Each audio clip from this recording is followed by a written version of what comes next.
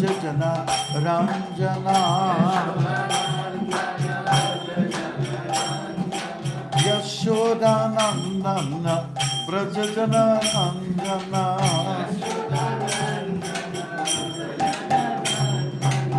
Yamuna Tira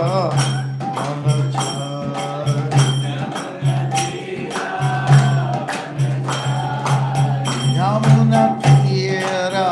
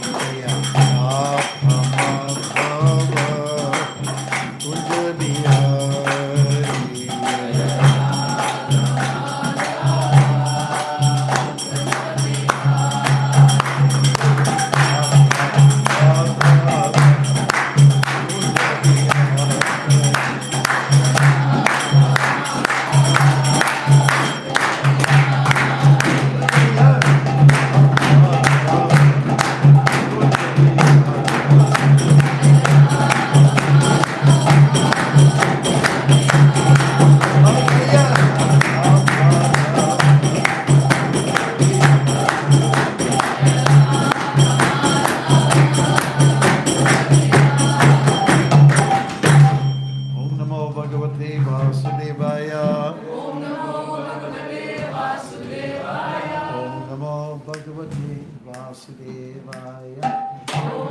Om Namo Bhagavate Vasudevaya. Om Namo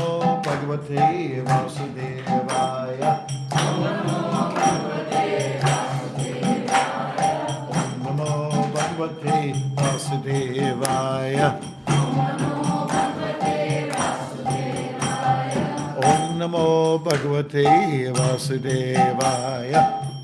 Om Namo Bhagavate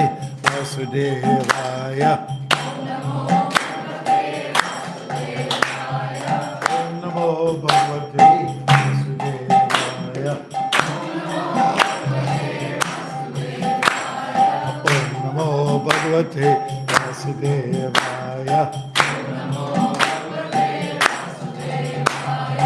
Om Namo Bhagavate Vasudevaya. Om Namo Bhagavate Vasudevaya. Om Namo Bhagavate Vasudevaya. Om Namo Bhagavate Vasudevaya.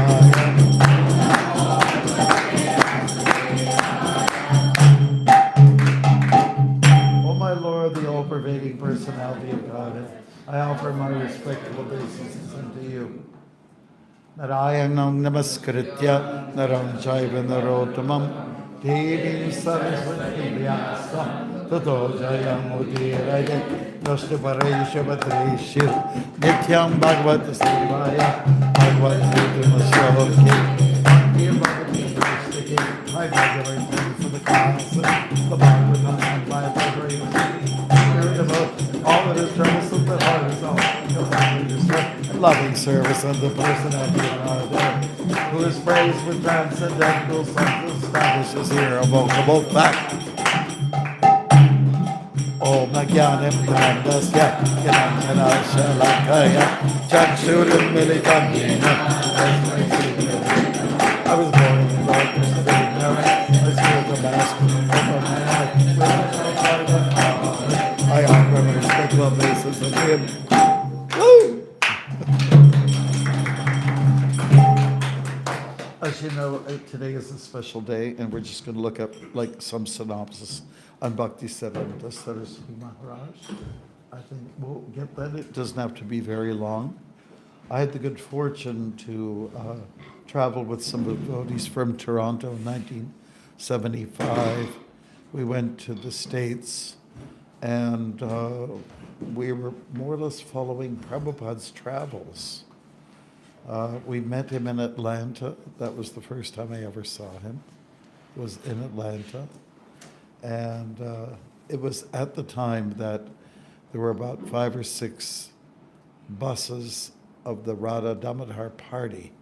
These traveling buses went all over North America, mostly America, and they were distributing Prabhupada's books. Prabhupada came to meet with these young men, and he was saying they were doing very good work and tried to stay doing this service, basically. That's what he was up to. That saying to these great enlightened souls who are so caught up in delivering the mercy. It was Bhaktisiddhanta Saraswati Maharaj's appearance day when we were there, and Prabhupada spoke about him. He also offered the Guru Puja to him, and so I was watching that. And there are a couple of interesting things that happened during the puja. The whole tully was there with all the items that's usually done. And when it came to, the water, to put in the water conch, Prabhupada, there wasn't there. The tray wasn't complete. That happens sometimes. So Prabhupada said, bowl. I mean, bowl with jal in it, right? Bowl. And Balavanta Prabhu thought Prabhupada wanted him to say Hari Bol. So, Hari Bol! Hari Bol! And the other devotees were saying Hari Bol. Yes, when it came time to offering the peacock fan, Prabhupada didn't go like the normal, like this, up and down. He was going kind of like this, in a circle, around a picture of Bhaktisiddhanta. Yeah, it's very interesting. Prabhupada also was teaching us a song, a bhajan. Parama Karuna Pahudvi Jana Nitai Gaura Chanda Sabhavatara Sarashiromani Ivala Ananda Kanda Bhaja Bhaja Bhai Chaitanya Nitai Sutrida Vishwa Sakori. We can't take any more time on this song. We have to get on with the class. Okay. So it was nice to see him. He liked being in Atlanta. The kirtans were wonderful. Of course, a lot of devotees had come. I was on a morning walk with him, with Prabhupada at that time. I might have told that story. It was quite cold, It was quite cold for Atlanta. I mean, it was cold for us. We'd walk around in cheddar. But we went to a park nearby the temple, and everyone was so set on hearing Prabhupada. Everything he had to say. So you kind of don't look where you're going, you kind of just listen to what he has, capture every word. And I wasn't looking where I was going, and there was a big sort of metal, light fixture. I mean, just say like a lamppost. It was massive, The light was casting over a certain amount of area.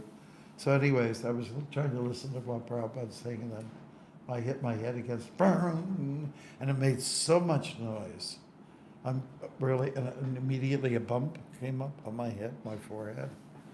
And when that sensation, that noise came on, my Sankirtan leader, Giri Jadava, he said, shh, shh.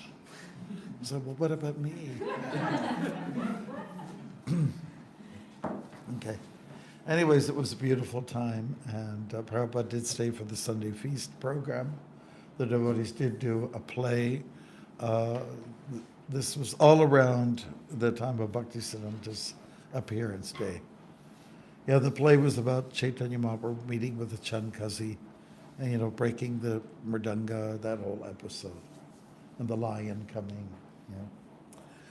So it was nice. There were some new people who came, newcomers, and they had a lot of good questions. Prabhupada made a remark in the middle of the play. I just can't remember what it was right now. But it was a very special time. So we're just going to read a little bit about what he said on the Saraswati. How long is this? Just one and a half page. 1.5 page.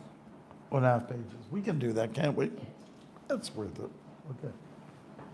Should we do it together or one person at a time? One person at a time. Loud and clear. I'll just start.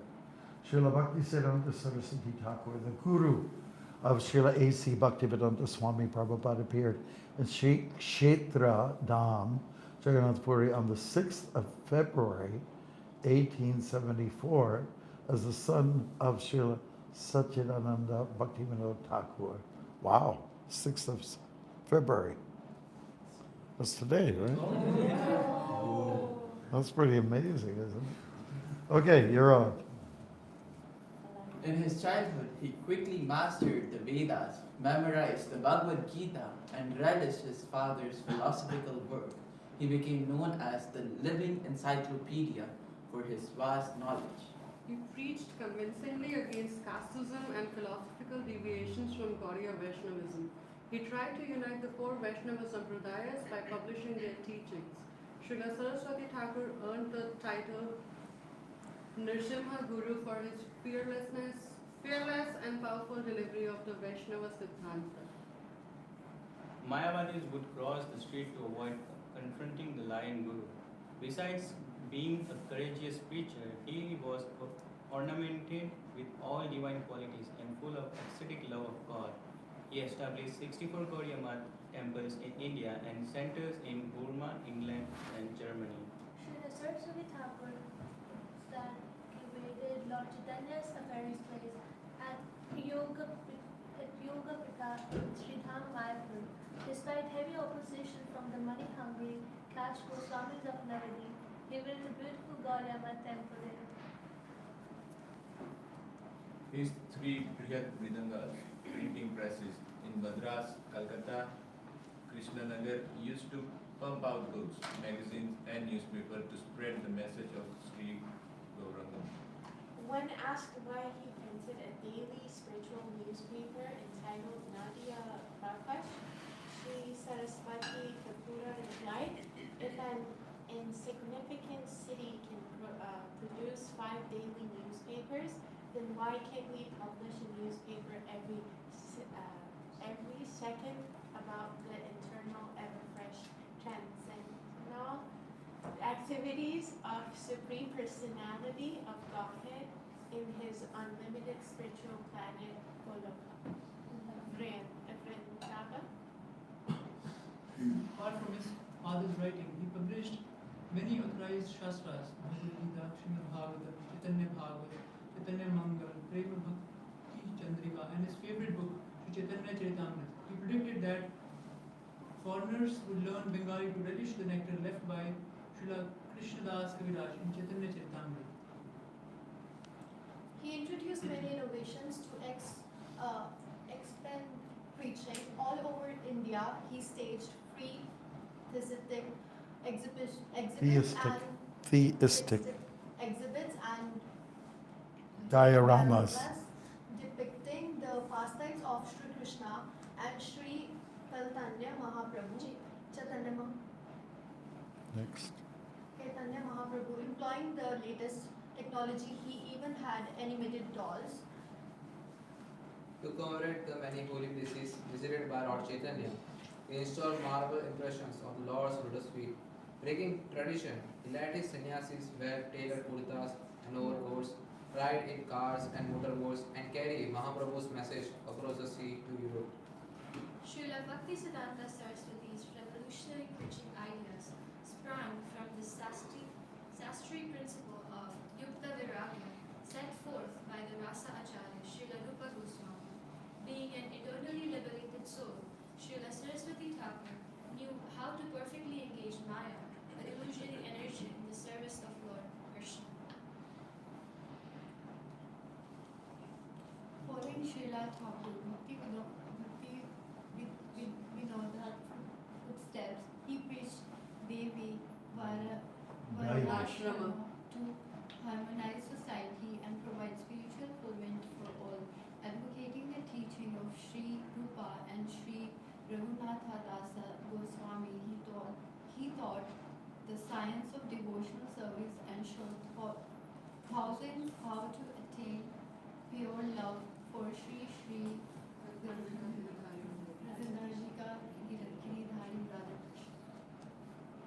Aside from his phenomenal preaching success in India, Srila Bhaktisiddhanta Saraswati Thakur's greatest contribution was Srila A.C. Bhaktimarga Swami Prabhupada, whom he initiated and inspired to distribute Krishna consciousness all over the world. When Srila Prabhupada was asked to describe his spiritual master, Srila Bhaktisiddhanta Saraswati Thakur, he said, "What can I say? He was a Vaikuntha." In Radha Govinda's eternal pastimes in Goloka Vrindavan, Srila Saraswati Thakur serves as Nayana Mani Manjari. His Pushpa Samadhis are at Radha Kunda and Radha Damodar. Jai, Hare Krishna, Jai. And there's some of their highlights about Bhaktisiddhanta. When he was born, his umbilical cord was wrapped around his body like a Brahman's thread. That was a sign of auspiciousness.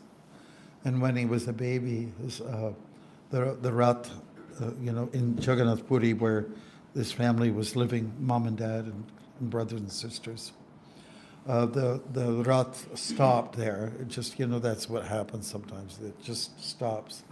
So his mom took him and brought him to the edge of the cart. And just so happened that around Jagannath, the garland broke loose and fell on the baby. So that was a great sign. There's a lot we can say about him. We know that he very much liked chanting Yashamati Nandan. We like that, especially at noontime, to sing. He opened up 64 Gaudiya Math centers around the world. As was mentioned, Burma is one of those places. He encouraged devotees who were in those places outside of India to do what they could to encourage people. And of course, some of his disciples were saying, people are not coming, they're not interested. So he said, well, serve chicken then. Serve chicken, and if whatever it takes to get people to come. So I don't know if they did it or not. Prabhupada spent about 10 times with him to visit him and give classes. And he said, whenever you have some money, use it to share Krishna consciousness. He also felt that Prabhupada in time would do a lot because some of the Gaudiya Math members were complaining he's not doing enough. Of course, he had to earn a living and he had to take care of his family and all that. That's responsible, right? But Bhaktisiddhanta Saraswati Maharaj said, in his time, he'll do so much. Also, when it came to the Vyas Puja offering, which is traditional to honor the Guru, and he had written one, Adoriol, and it's beautiful. Absolute is sentient, thou hast proved. Impersonal calamity, thou hast removed. Yeah, it's beautiful poetry, that Prabhupada.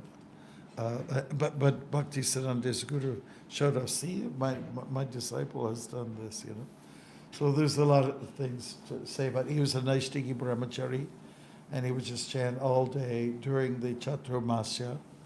There was also a leak that was coming from, because Chaturmasya means rain is coming. There was a leak in the pandal or the tent that he was in, and he just had someone get an umbrella. He just kept going chanting. Yeah, so he's very tall, and he's very innovative. And like was mentioned, he did these carnivals, and he had everything featured in the carnivals. One section is called the spiritual world, and there they had the dioramas and all that kind. Another section, he had all kinds of sort of mundane things going on, including wrestling and things like that, and some, filmy songs, although there weren't any films but mundane songs were there.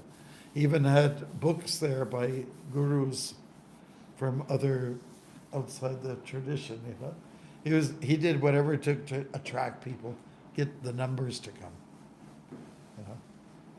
Yes, so there's a lot we can say about him. He was very fearless. He was He was very strong because he was a Naishtiki brahmachari, and he had incredible memory power. Amazing. And when you look at the Brahma Samhita, if you've ever seen that text before, he does the translation for all that. Says, oh my God.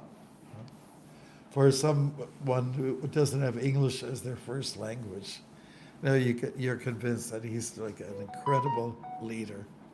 Incredible leader. Yep. Okay, does anybody have any questions? Yes. Why he had to dress like his disciples like Western? Oh, he himself would dress in a hat and a coat and, and wear sewn clothing because traditionally you don't even have kurtas, See, this is all loose cloth, right? That's it, Nataria, and then, you just tie it, and the same thing with the dhoti and same thing with the sari. But he'd wear sewn clothing. Why? Because he was trying to mingle with the powers that be, He was trying to get in good with the, made them feel okay.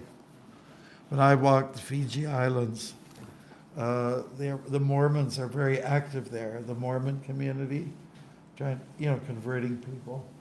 And just to blend in, instead of the boys wearing, they stuck to the white shirts with a tie and short sleeves. And instead of a pair of pants, they wore these, it's almost like a kilt. The men in those days, they wore grass skirts, the native people, So now they have these, it's like very classy kind of, like almost like a kilt, like, you know what I mean, like a dress to the knees or something like that. So there he is. He was very bright.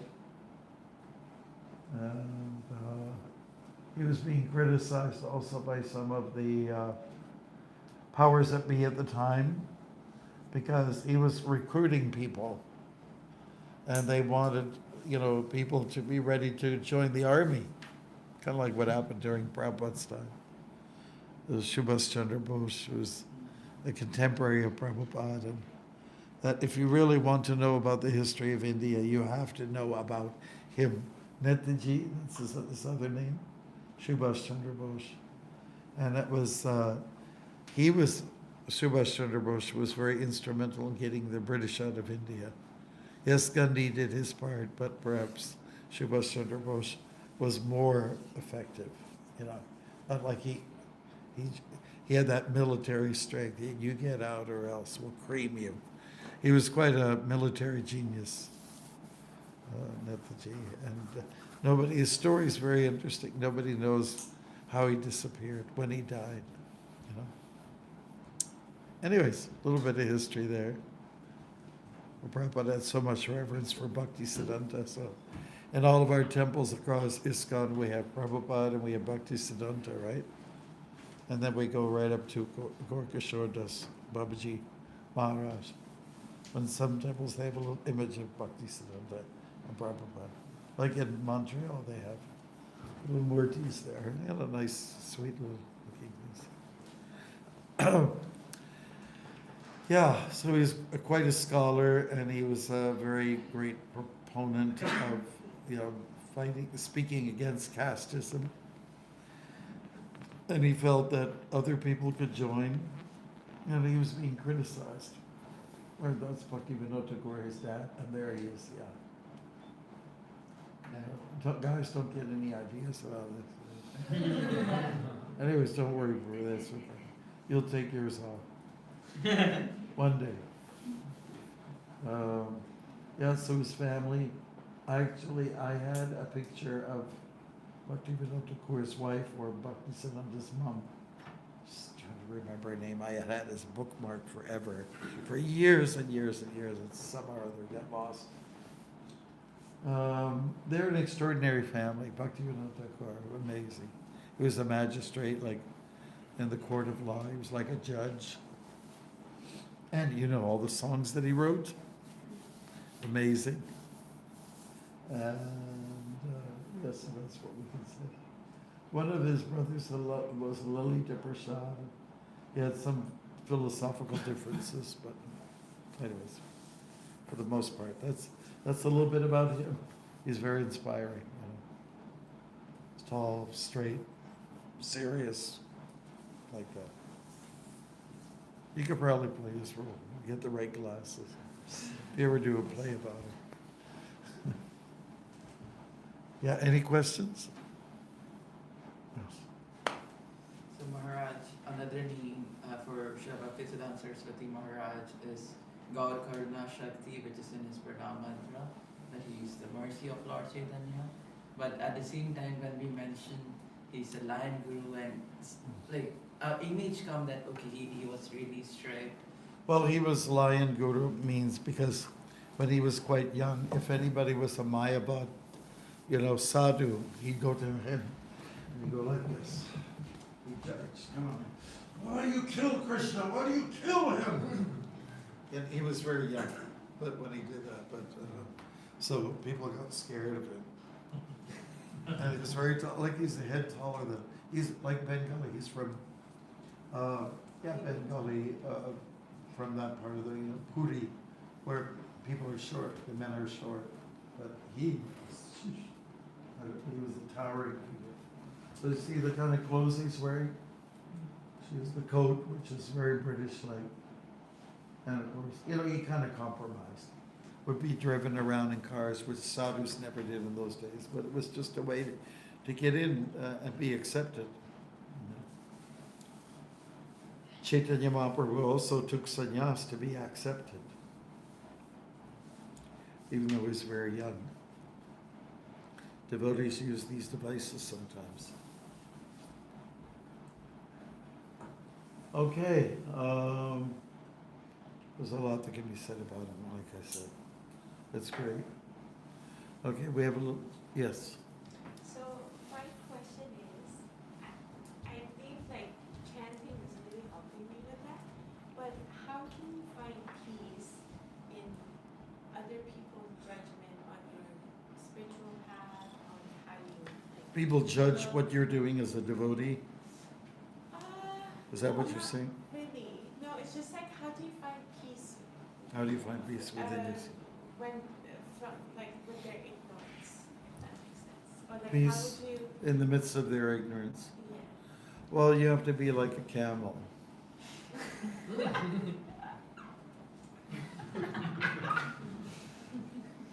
He just moves along. He just moves forward. Dogs are barking all over the place. So let the dogs bark. There was some a couple of women that are interviewing Prabhupada in the States. And how do you, their question was, how do you, if people are negative against you, how do you replenish your energy? And basically Prabhupada's remark was, don't take it seriously. Don't take it personally what people are saying. Just stick to your duty, like a easy way to say, stick to your dharma. Do your dharma, do your duty. And then you're protected. But we can't be swayed by people's attitudes or opinions out there. We'll be criticized for being escapists, and so many other things, sentimentalists. Mahaprabhu was criticized by Prakashananda Saraswati's sannyasis. Those people, they're just sentimental. They don't study Vedanta, Vedas and stuff. So, but thank you. Yes, bro. Maharaj, Bhaktivinoda Thakur named Bhaktisiddhanta Saraswati Thakur as Bimala Prasad, and that name is also related to you also. So can you please talk about the name? That name is The name Bimala Prasad yeah. is related to Bhaktisiddhanta Saraswati Thakur and you also. That I Me? Yeah. How is it really? I like prasad, but I don't know how else to So would like to say something about that? Why? Pardon? I'm not sure. So Bhaktivinoda Thakur, right? And this is his son. I guess that's supposed to be. How is that name related to you though? I don't know. How is it related to I'll tell you. Starts with a B. So it's VH. Yeah, I'm not I'll sure. tell later, Maharaj, because I have something I'll show you later. After the exercise, you'll tell me. Okay. All right, anybody else? Okay. Well, we don't have too much time. Have all of you, I put something out there. We did a music video with the help of Sartak yesterday. It's called Prabhupada's Boys and Girls. As a special treat, would you like to see it? Yes. And it's about, and I got a call from Krishnadas yesterday that JBC decided that there will be Vaishnavi gurus who will in North America.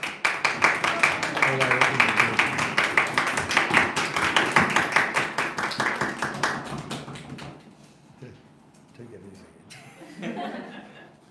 All right, would you like to see it? You can just get it off the YouTube channel. You've got it there? Oh, yes, okay. So let's turn off the lights and let's look at it. Hopefully the volume is going to be good. Yeah. Because I'm a supporter, so that's why we put this out. It's one of the plays. It's one of the poems that I wrote.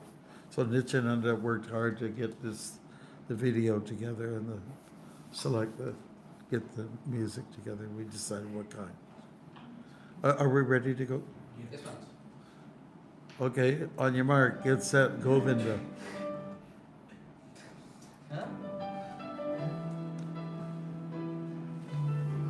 Early 70s, the Hare Krishna movement.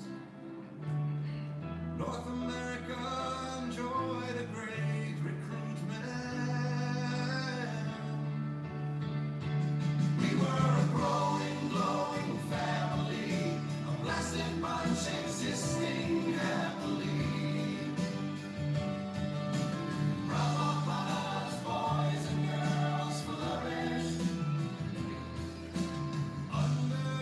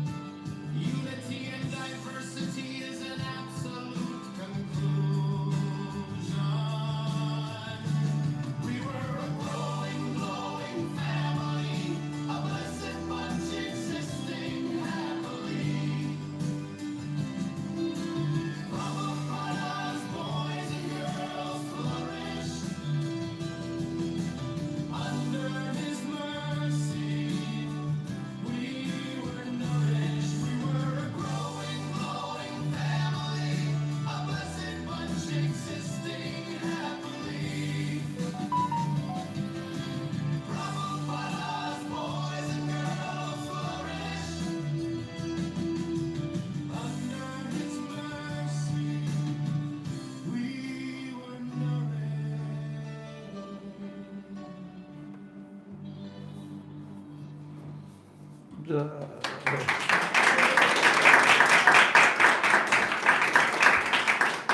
we hope you liked it.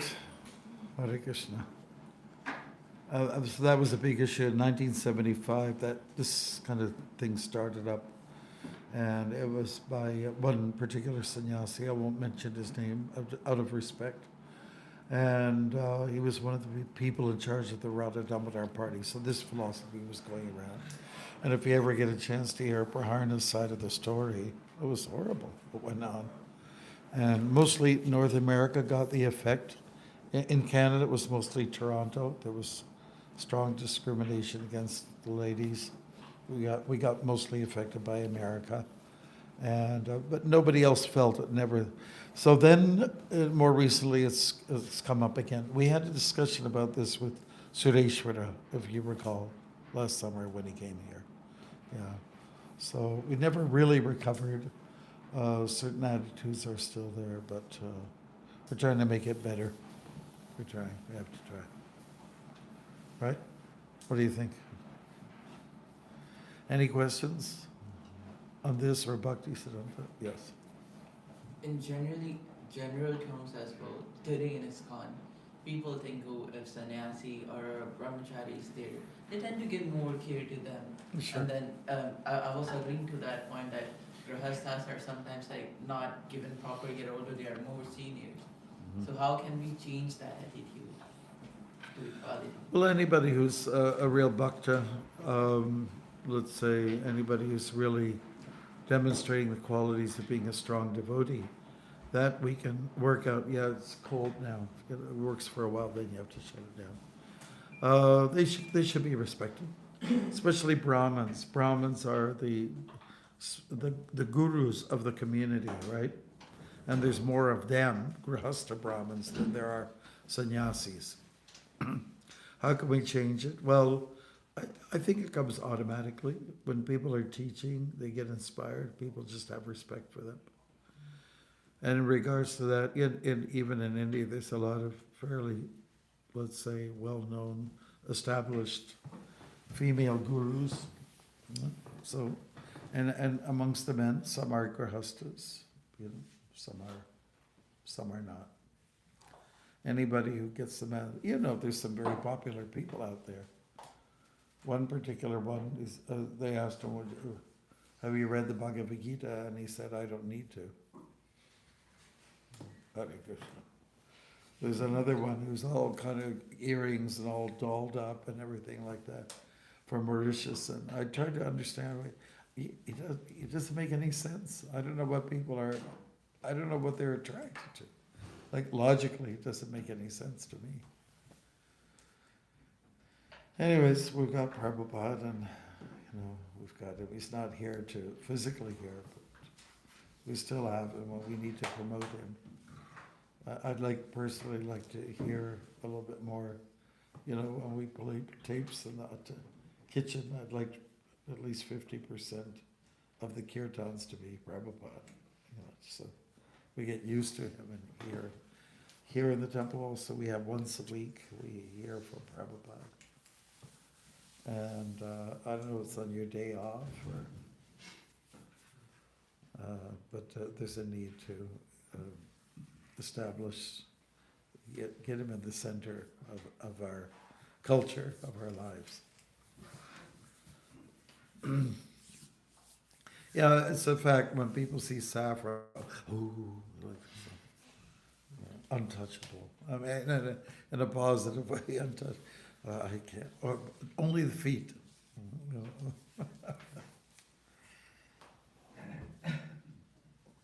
But anyways, we've got some saffron-clad people here, because that's how the movement started with the saffron. Could be yellow, because we're just novices, we're just beginners. But some people have determined I'm gonna be a brahmachari my whole life, and that's okay. I'm one of those odd fellows that decided to do that. Yeah. Any other questions? It's not a question, but I'm fairly new to ISKCON, and I've recently got to know about these things, about issues dragging along, Yeah. So I hear it now, but as someone who is coming to the temple, attending sessions, kirtans, events here, and then living in the temple, I know what, like what I'm saying is that we don't really feel that in day to day. Yeah. Like it's very well managed in Toronto. I don't know about other places. No, yeah, but I mean, Canada, it's not bad, it's not bad. North America, most places, it's fine. But you will have some temples in ISKCON where you have some fairly substantial ones, sized one, where the women are in the back in a corner. And when I go to these temples, I just go nuts. I says, why? Because in Prabhupada's time, where the men were on one side, women were on the other side. It's very Hindu-like. We got a Muslim program going on, in some of our temples where the women are way in a corner, not seen. And they're shorter usually, like, have you noticed that men are often, and on the average, a little taller. So they get to be on the front and then the ladies are in the back. And men's shoulders are kind of square, so gotta give the ladies a chance, So the way that some people have adapted or, let's say, interpreted our culture, through the books is not appropriate. It's not. And most of our Indian leaders, when we went for voting for these things, that we had to go through so many years, bring it up again, and people say yes, no, yes, no, yes, no. And then they decided after that to have a moratorium. Well, you have to think about it a little bit more. And that was a little bit of a push from Indian leaders. But most of the Indian body devotees, leaders, were for it. It was just a few very, say, charismatic or, more loud, white-bodied sannyasis and grastas who don't want to see this happen. So the dynamics are very interesting. But if you read on Lilamrita, you'll get the story as to what was happening at the time. And, so anyways, whenever you're dealing with human beings, there's going to be problems, miscommunications, and misunderstandings. It's just the way it is with human beings. Yes? Maharaj, I want to know your story. Like, how did you decided to take sannyas in such a young age? Okay. It is Bhaktisiddhanta's day, But just in brief, there was the GBC personnel at the time was wanting to have, sannyasis in his zone. So I was a candidate, and I just went along with it. I just said, okay, Haribol. Yeah. And I was 34 at that time. His Holiness Gopal Krishna Maharaj. And he's my sannyas guru also. Yeah. So like, our philosophy, this body. If somebody's Krishna conscious, does it matter if it's a man or a woman? It doesn't matter, right? If you're speaking the truth, what's the big deal? But suddenly it's so important when it comes to, having female gurus. And it was here here in Toronto that it was spoken, up in Prabhupada's sitting quarters. When Anutama came, senior, one of the last times, I told him that it was right in this room here, that Prabhupada said, yes, there are, in our tradition, in our history, there are female gurus. And Anutama, what? It was here? So, yeah, it was here, it was in this room. I think Praharna was with us at the time, So it's a famous room, to put it like that, yeah. So where I get confused, and it's not really a question maybe, but like in Hinduism, it's so beautiful, like we have so many deities and deities that are female. Right. Durga Ma, Kali Ma, Yeah. like all of them. Yeah. How come these people don't have the intelligence that like if we are praying a deity that is female, then not respecting women? Yeah. How come they don't see it that way? Why don't you ask them? I don't know, it's beyond me. I just know that one major advocate of, not having ladies as gurus, his mother was an extreme feminist. So it affected him adversely, right? I mean, feminists had some issues, right? But when they go overboard, they go just push it too much the other way. He's like, whoa, I can't handle this. That's the way some people react. Anyways, we've had discussions about this back and forth. You just get kind of tired of it after a while. But Kalakantabru, whom you know, he's a big advocate of doing this, and then myself. That's why I thought I want to say what I want to say in poetical format. It's easier for me. And so the last little while, there's been a lot of stuff going on out there.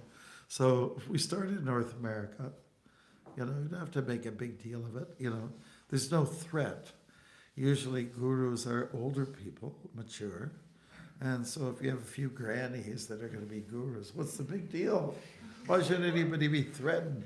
If it's a gorgeous dame, then maybe, okay, it's not advised to have a young person in general to take up spiritual leadership roles. It's just not a good idea because they haven't fully experienced life yet. And who knows, somebody could be all hyped up as a young person, but later they find out, I hit 40, oh really, I think I really need to get married now. So then it's too late. And there's nothing wrong with being married. Prabhupada was outstanding. Bhaktivinoda Thakur was an incredible saint. Look at all the kids he had, right? Brahma, who heads up our Sampradaya, he's a grahast. He's got lots of kids.